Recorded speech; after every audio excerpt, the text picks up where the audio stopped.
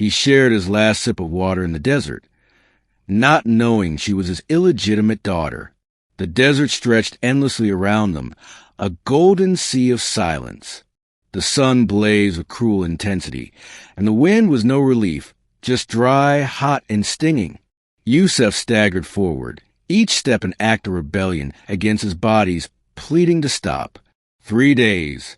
3 days with no civilization in sight, and now, with nearly empty water flask bouncing against his side, the end felt close. His camel had collapsed that morning. The compass was broken. The satellite phone had gone dead yesterday afternoon. And now, Youssef had only one thing to rely on: hope. He was about to sit down, to accept that maybe this was it, when he saw her, a figure in the distance. At first, he thought it was a mirage, a trick of exhaustion, but it didn't disappear. It moved, staggered just like him. A young woman, her face burnt by the sun, lips cracked, eyes unfocused. She collapsed barely a few feet away from him. He rushed over, every ache forgotten. Her breath was shallow. Hey, are you alive? She blinked slowly, trying to focus. Her voice was a rasp. Water? Youssef's hand trembled as he reached for his flask. Only a mouthful remained. He hesitated, not out of selfishness, but survival instinct. He hadn't had a sip since morning. But something in her face, maybe the way her eyes fluttered like she was on the edge of something final, overpowered his doubt. He lifted her head gently and let the final drops flow into her mouth. She coughed and swallowed, and for a moment, it seemed like she might live. 6 months earlier, Casablanca. Youssef had been a man of many roads, many cities, a successful logistics contractor who had spent more time in airports than in his own bed. He was known for his charm, his punctuality, and his disappearing acts. Years ago, during a brief stay in Marrakesh, he had met Layla. She was younger, bright-eyed, and full of dreams. Their relationship was brief, intense, and ended when he left without a word. He never knew she was pregnant. Layla, proud and resilient, raised the girl alone. Her name was Amina. She never told her daughter who her father was. All Amina knew was that he was gone.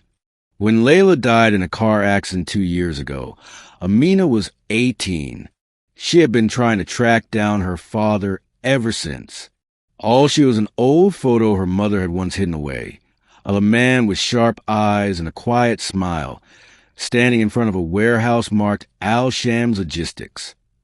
She followed the trail, researched, traveled, asked, until her search led her deep into the southern Sahara, where she heard Youssef was last contracted for a special delivery run, one that never returned. Now in the desert, Amina's breathing steady, but she was still unconscious. Youssef shaded her with his body, wiping sweat from her forehead with a piece of cloth. The sun would set soon, and the temperature would drop. He had no shelter, no food, and now no water. He didn't even know her name. As the stars emerged, cold and cruel above them, he whispered, "Why were you out here, girl?" No one wanders the Chebi alone. He held her hand, hoping it would help keep her warm. Her skin was rough from exposure, but her nails were carefully kept. She didn't look like a wanderer, maybe a traveler lost, maybe a runaway. In his mind, ghosts stirred, memories of his younger self, of mistakes, of Layla. "I was a coward," he whispered to the stars. "Maybe I still am." The next morning, Amina woke with a gasp. Her throat burned, but she was alive. "You're awake," Youssef said gently. She looked at him, confusion clouding her face. "I thought I was dead," she rasped. "Almost. We still might be," he smiled grimly. "But I'm hoping someone's looking for us." Amina sat up slowly, her limbs sore. "Do you have any more water?" He shook his head. "I gave you the last of it." She stared at him. "Why?"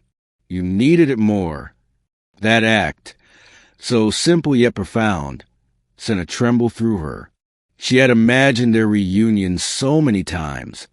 If she ever found him, she imagined screaming, crying, throwing the photo in his face. But now, in this desolate place, he had just saved her life. "You don't even know who I am," she said quietly. He chuckled, coughing dryly. "Nope, but names don't matter much when you're dying in the sand." She reached into her pocket and pulled out the photo, worn and faded.